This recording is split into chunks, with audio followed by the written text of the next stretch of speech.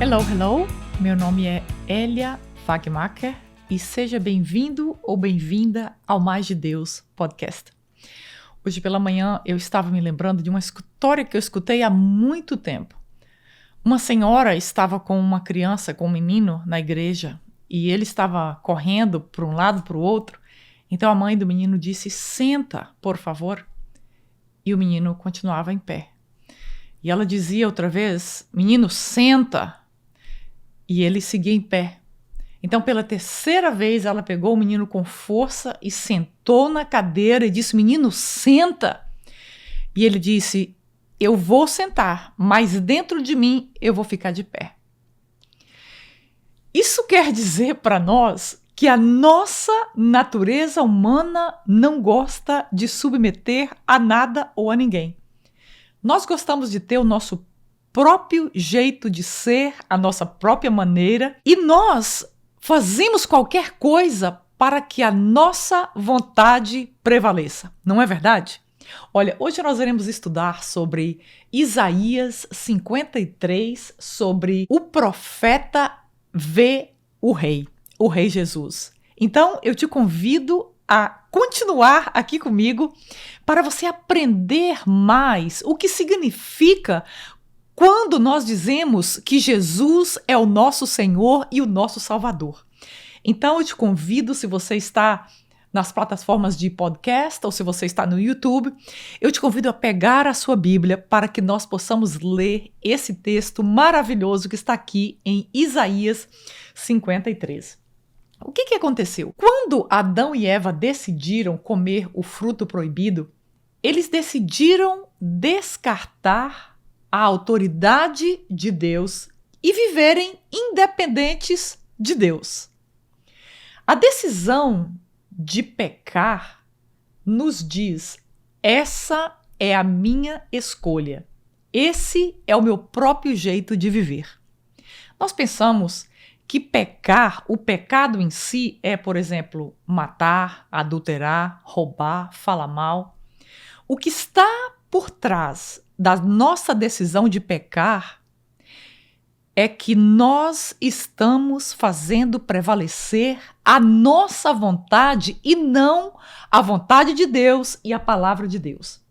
Nós vemos, por exemplo, na Bíblia, o rei Davi, ele declaradamente mostra esse prazer que ele tinha em obedecer à lei de Deus, obedecer à vontade de Deus.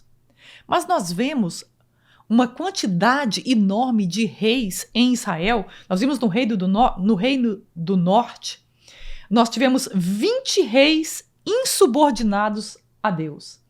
Já no Reino do Sul, Judá, dos 19 reis que eles tiveram, nós tivemos 4 reis que tinham prazer em obedecer a Deus. Então, o profeta Isaías, que estava profetizando ali 700 anos antes da chegada de Cristo, ele então traz para nós o que Deus o mostrou a respeito do Salvador, do Messias que estava vindo. Então, Deus se revelou àqueles profetas, e aqui no caso o profeta Isaías, como o rei assentado no trono celestial. Então, Isaías tem essa visão maravilhosa. E se você ler todo o livro de Isaías, desde lá o capítulo 4, o capítulo 6, nós vemos essas profecias maravilhosas quando Deus descortina os céus e se revela a Isaías como aquele que está sentado no trono. Quando nós dizemos que Deus está sentado no trono, nós queremos dizer que Deus governa o universo. Vamos dizer assim, ele é o boss do universo, o presidente do universo. Ele senta na cadeira de autoridade mais alta que existe no universo. Então, quem é esse rei e, ao mesmo tempo, servo que Isaías vê na palavra de Deus?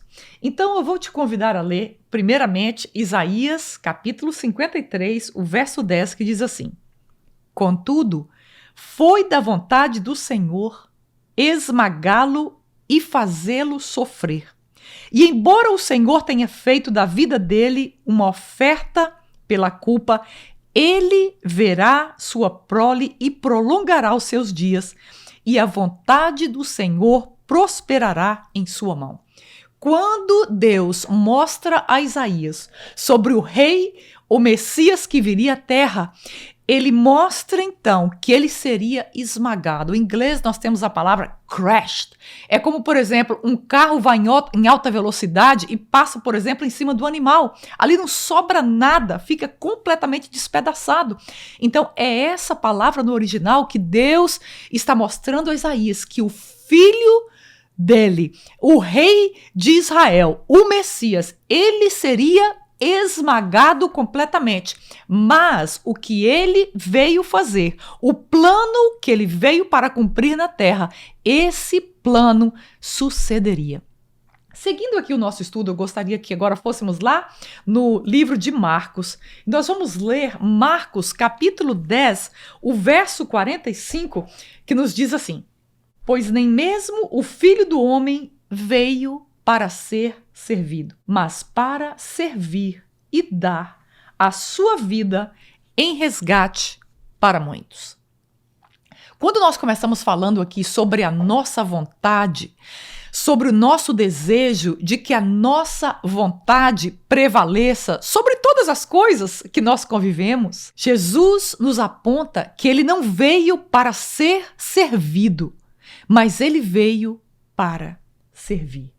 Já em Isaías, voltando aqui para Isaías, do capítulo 52, um capítulo antes do que nós estamos estudando, o verso 13 diz assim: vejam, o meu servo agirá com sabedoria.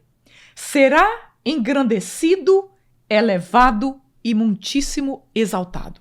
Então nós vemos aqui duas características daquilo que Deus está mostrando para Isaías do que seria o Messias. Por um lado, ele está mostrando o Messias será esmagado completamente, crushed. E por outro lado, ele está mostrando que esse Messias, que esse rei, ele seria completamente exaltado pelo Pai. E nós vamos ver nesse estudo que foi exatamente o que aconteceu com Jesus. Ele veio, ele foi esmagado pelos nossos pecados na cruz do Calvário, mas Deus o exaltou acima de todos os nomes e hoje ele se senta à direita do Pai, governando o universo com ele. Então nós vimos aqui a sua completa exaltação. Eis que o meu servo procederá com prudência e será exaltado e elevado. Esse capítulo de Isaías, ele é citado 7 vezes no Novo Testamento. É mencionado muitas e muitas vezes no próprio evangelho que Isaías está escrevendo. Por que nós chamamos o livro de Isaías também de evangelho? Porque ele traz a história do Messias, a história do Senhor Jesus. Aqui no Velho Testamento, o evangelho de Jesus brilha mais do que em qualquer outro lugar. 700 anos antes de Jesus chegar à Terra. Imagina comigo, 700 anos antes de Jesus chegar à Terra. Deus abriu os olhos do profeta Isaías para que ele pudesse ver em profundidade como seria o coração e o trabalho do Salvador, o Senhor Jesus Cristo. E o coração do trabalho dele era o trabalho de ser o nosso substituto. Por exemplo, digamos que alguém, um réu, esteja ali diante de um juiz, numa corte, o promotor fez as acusações, o advogado tentou salvar, mas não conseguiu. E esse réu foi considerado culpado e condenado, vamos colocar assim, à prisão perpétua. O que acontece? Digamos que apareça alguém nessa plateia, nessa corte, e se ofereça para tirar aquele réu daquela cadeira e se sentar naquela cadeira e receber a condenação que aquele réu está recebendo. Você entende? Isso se chama substituição judiciária. E é o que Jesus vem fazer na sua vida e na minha vida. Ele veio como nosso substituto porque nós estávamos condenados espiritualmente para sempre em trevas eternas, pela consequência dos nossos pecados. Então, quando Jesus veio, ele veio como justo para morrer pelos injustos. Como assim? Como isso funciona? Todos nós estávamos separados de Deus, longe de Deus. As Escrituras nos dizem isso em diversos lugares. Nós estávamos condenados pela lei de Deus e pela palavra de Deus, porque o salário do pecado é a morte. Então, todos nós estávamos mortos espiritualmente. Então, Jesus veio como nosso substituto, um justo morrendo pelos injustos. O pastor amado, ele morreu no lugar das ovelhas perdidas. Eu e você. O rei exaltado, ele morreu para os súditos rebeldes. Eu e você.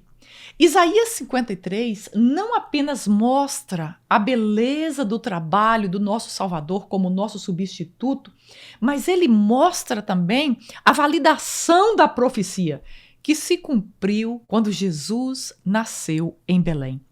Os nossos 3 últimos episódios, se você voltar aí nos nossos episódios anteriores, episódio 45, 44 e 43, nós estamos falando e ensinando exatamente sobre isso, sobre a vinda do Messias, estudando o livro de Lucas, de João e de Mateus. Então eu te convido a checar esses episódios anteriores para que você consiga compreender melhor o que nós estamos falando hoje. Aquilo que foi profetizado há 700 anos atrás se cumpriu e nós mostramos com antecedência esse cumprimento das promessas de Deus. Então, como é que nós somos esses súditos rebeldes? Isaías 53, 1 diz assim: quem creu em nossa mensagem? E a quem foi revelado o braço do Senhor? Ele começa aqui com uma pergunta: quem acreditou nessa pregação? Qual pregação? De que Jesus seria o nosso substituto. Israel não acreditou. Os judeus não acreditaram. E ainda hoje é escasso quem acredita nessa pregação. O versículo 6 do capítulo 53 diz assim: todos nós, tal qual ovelhas, nos desviamos.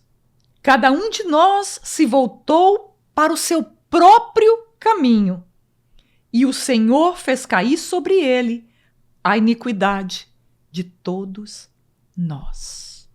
Como dizemos em inglês, wait a minute. Todos nós, não tem exceção de ninguém, todos nós estávamos como ovelhas desgarradas. Ou seja, nós estávamos andando perdidos, sem direção, sem pastor, sem alimento espiritual. Mas a palavra diz aqui que ele então trouxe sobre ele mesmo os nossos pecados, para que de novo nós pudéssemos ter a chance de ter um relacionamento de filhos com o Pai. Nesse verso aqui nós vemos uma frase muito interessante que diz assim: cada um de nós andando para o seu próprio caminho. O que é caminhar em rebeldia?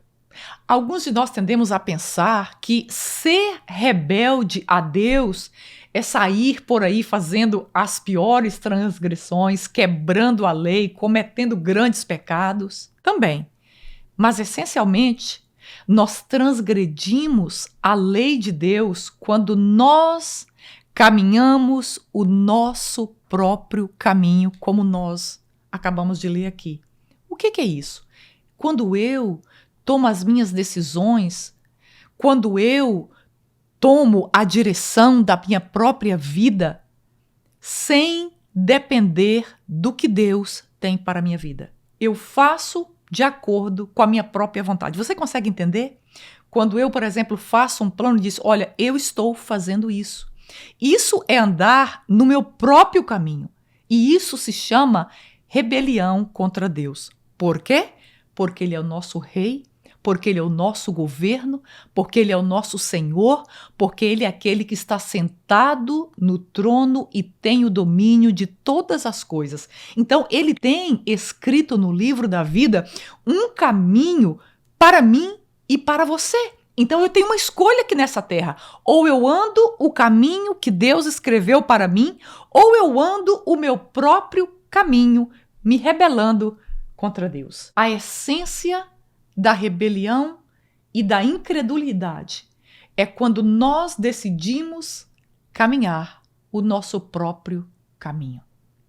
Os nossos pecados são apenas a consequência desse pecado maior que nós trazemos dentro de nós, de seguir o nosso próprio caminho. Por isso que caminhar com Deus e servir a Deus significa nós submetermos a Ele.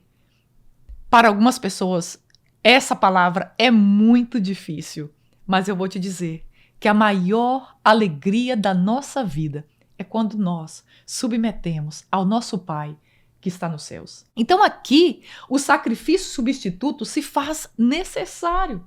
Nós não gostamos que outro nos diga o que nós temos que fazer, não é verdade? Nós não gostamos da vontade de Deus entrando em conflito com a nossa própria vontade.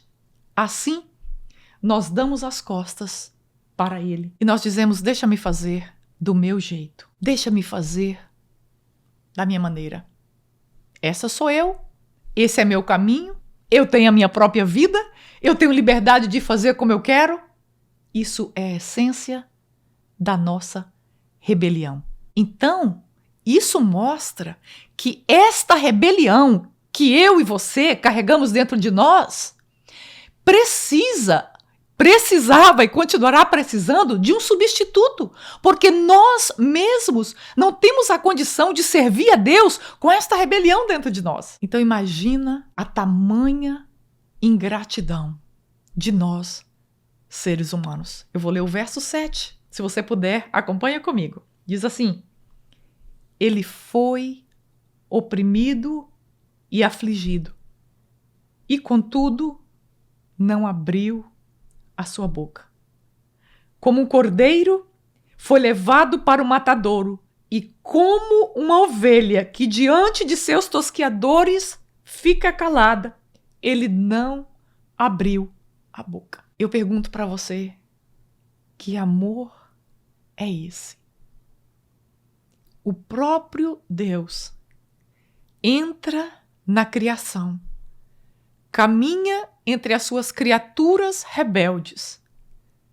E agora ele pega o nosso pecado, a nossa condenação, e ele coloca sobre si mesmo. E Isaías vê aqui o que iria acontecer na crucificação, e ele diz que ele foi como ovelha ao matadouro que não abriu a sua boca. E nós vemos isso nos 4 evangelhos, dizendo quando Jesus estava ali carregando a sua cruz e recebendo as chibatadas, ele não abriu a sua boca. Sabe por quê? Porque ele tinha em mente a sua vida e a minha vida.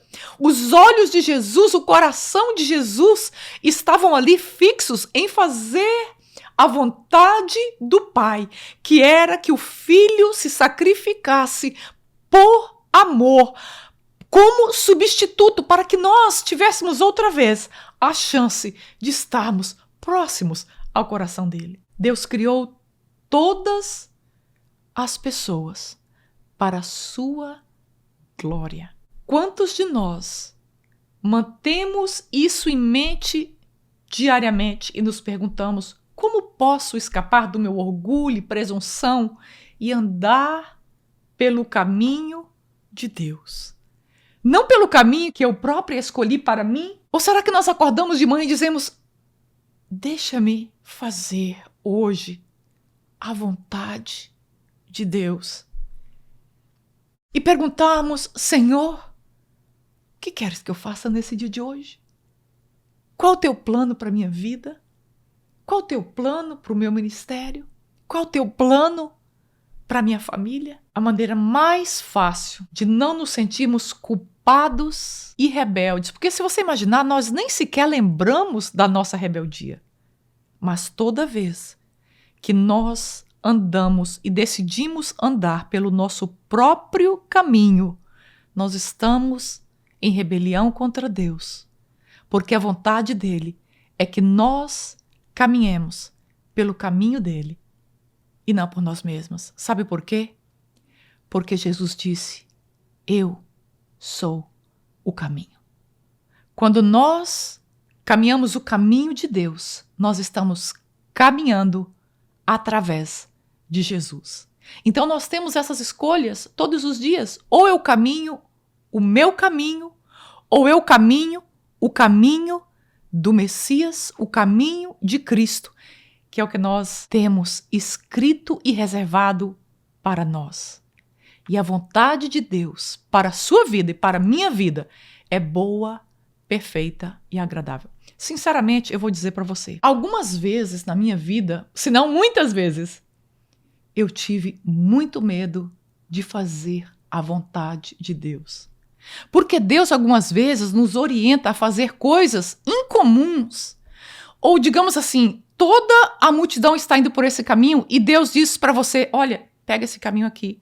Toda a sua família, toda a sua tradição está dizendo: vai por esse caminho. E algumas vezes Deus direciona: olha, vai por esse caminho. E aí nós temos muito medo de fazer a vontade de Deus. Mas quando então nós submetemos e dizemos: Senhor, por mais que isso pareça uma verdadeira loucura, eu não quero fazer a minha vontade. Faça-se a tua vontade. E eu posso garantir para você que nós nunca nos arrependeremos de obedecermos à voz do Espírito Santo e seguirmos a vontade de Deus para nós, por mais que essa voz pareça completamente sem nenhum sentido no momento que nós a ouvimos. E com o passar do tempo, nós vamos então observando que realmente Deus tinha razão e Deus tem razão. Então, o profeta Isaías, ele continua escrevendo para nós aquilo que ele viu quando Deus abriu a cortina do céu e deixou ele ver o caráter e o trabalho do Messias. Então ele vê ali que o Messias, o servo de Deus, seria rejeitado. Verso 3 diz assim: foi desprezado e rejeitado pelos homens, um homem de dores e experimentado no sofrimento, como alguém de quem os homens escondem o rosto. Foi desprezado e nós não o tínhamos com estima. Honestamente, não dá para explicarmos ou traduzirmos o que esse verso quer dizer. A forma como Jesus foi rejeitado pelos homens. Ele é chamado de experimentado em sofrimento. Aquilo que é inimaginável para nós. Como na palavra em inglês diz crushed, quer dizer que ele foi completamente despedaçado, esmagado pelos nossos pecados imputados sobre ele, para que hoje nós pudéssemos ser, vamos dizer assim, juridicamente justos diante do Pai. John Piper, o autor John Piper, tem uma frase, tem um texto, um dos textos dele, do Desiring God, que ele diz assim: o estilo de Jesus, sua visão de vida sobre possessões, dinheiro, sexo, oração, adoração, humildade, fé, temor a Deus, nada disso endossa a nossa própria rebelião. Nós não sentimos endossados em volta de Jesus. Ele é tão humilde e pouco impressionante que nossas aspirações por poder e reputação nos fazem sentir malignos. Sua felicidade em ser simples e pobre faz com que os nossos desejos de ter mais e mais parecer insensatos. Seu desejo de sofrer por outros faz nossa ânsia de conforto sentir egoísta. Então, quando nós vemos a palavra de Deus, nós vemos que a maneira que nós queremos viver os nossos próprios caminhos não pode ser endossada pela palavra de Deus e por aquilo que é o Senhor Jesus Cristo. Como nós lemos aqui, enquanto nós procuramos a prosperidade, o conforto, o bem-estar, a saúde, Jesus veio buscando exatamente o oposto. Uma vida simples, uma vida de sofrimento, uma vida para doar-se completamente ao próximo. Então, quando nós olhamos para quem é Jesus, para esse caráter dele, e nós então, ao invés de andarmos o caminho dele, nós queremos andar o nosso próprio caminho. Essa é a forma que nós encontramos de nos proteger. Nós o rejeitamos. Sabe por quê? Porque se nós olharmos para ele, se nós olharmos para esse Jesus que seria rejeitado pelos homens, que viveria uma vida simples, que se doaria completamente, quando nós olhamos para esse Cristo e nós olhamos para as nossas vidas, então é difícil para nós entendermos que a nossa vida talvez não está condizente com aquilo que foi a vida de Cristo. Então nós o rejeitamos e seguimos o nosso próprio caminho e a nossa própria vida. Nós vemos que Jesus, ele veio como servo, como nosso substituto. O verso 4 e 5, continuando a leitura, diz assim: certamente ele tomou sobre si as nossas enfermidades e sobre si levou as nossas doenças. Contudo, nós o considerávamos castigado por Deus, atingido e afligido. Mas ele foi traspassado por causa das nossas transgressões. Foi esmagado por causa da nossa iniquidade. O castigo que nos traz a paz estava sobre ele, e pelas suas pisaduras fomos sarados. Todos nós, tal qual ovelhas, nos desviamos. Cada um de nós se voltou para o seu próprio caminho. Jesus sabia que tudo isso aconteceria. Ele veio não para ser servido, mas para servir e dar a sua vida por muitos.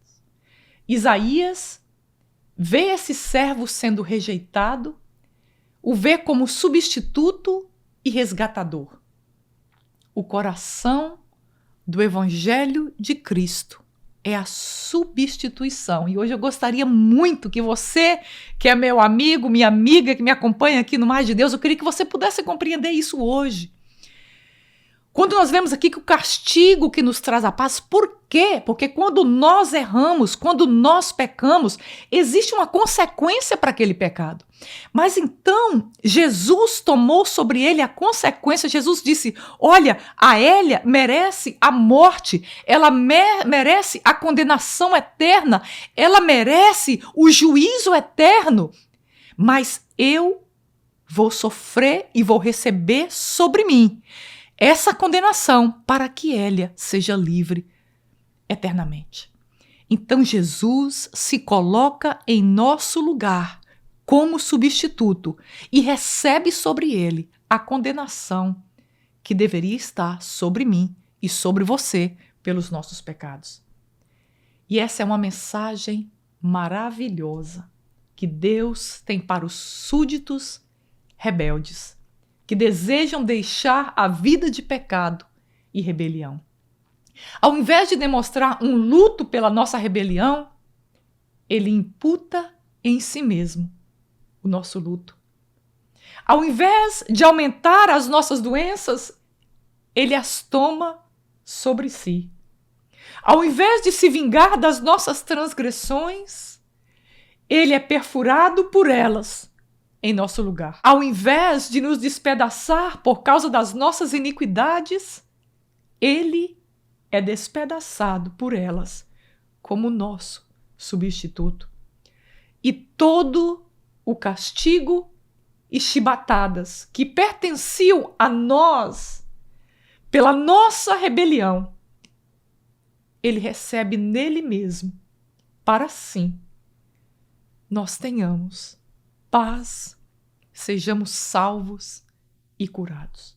Nós não necessitamos de nada complicado para nós recebermos perdão e cura na nossa alma. Deus nos diz nesse texto que o que nós precisamos saber é isso que Isaías está escrevendo aqui para nós. Essa mensagem que iria acontecer, que é Jesus como nosso substituto. O verso 15 do capítulo anterior diz o seguinte: de igual modo, ele aspergirá muitas nações e reis calarão a boca por causa dele, pois aquilo que não lhes foi dito verão, e o que não ouviram compreenderão. Deus não iria deixar que o trabalho do seu filho fosse em vão. Ele abriria seus braços e iria respingar o sangue dele sobre as nações.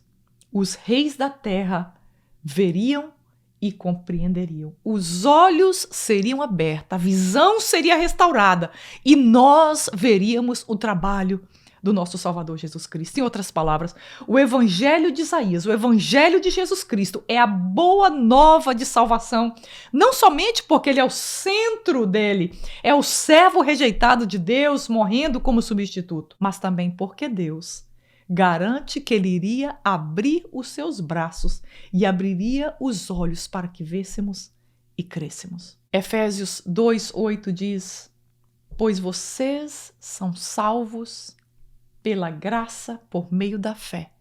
E isso não vem de vós, é dom de Deus. Significa que por mais que nós façamos as coisas certas, nós tenhamos um caráter moral correto, isso não é suficiente para recebermos a salvação. Se nós vamos à igreja todos os dias, isso não é suficiente para nos trazer a salvação.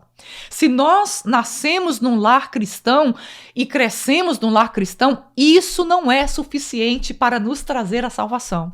A única forma de recebermos a salvação é quando nós cremos e recebemos em nosso coração esse servo substituto, o que ele fez na cruz do Calvário.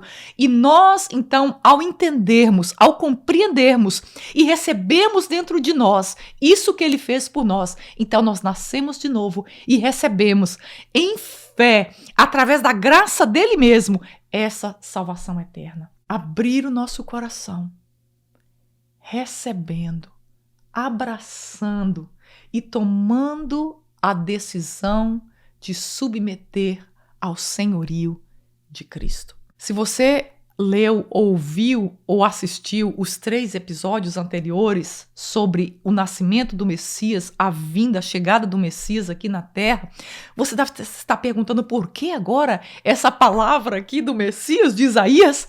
Porque essa palavra nos mostra o objetivo final pelo qual o Senhor Jesus nasceu nessa terra, que foi de trazer salvação. Quando nós compreendemos esta verdade, de que ele foi o nosso substituto, de que por nós mesmos nós não podemos receber esta salvação, então nós entregamos as nossas vidas a ele e dizemos agora: Senhor, faça-se a tua vontade e não a minha. Nós temos 2 caminhos em nossas vidas. Nós podemos escolher o caminho da nossa própria vontade, o nosso próprio caminho, ou nós escolhemos o caminho de Cristo, ou o caminho que é Cristo.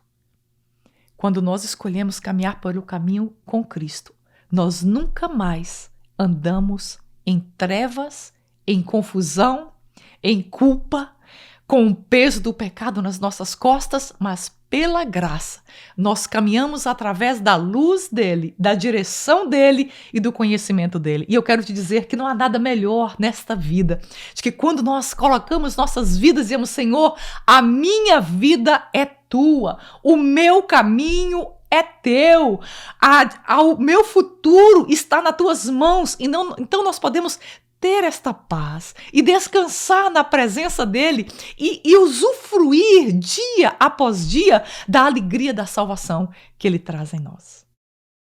Obrigada, meu Deus, por ter enviado Jesus para nascer em Belém e para morrer pelos nossos pecados como nosso substituto.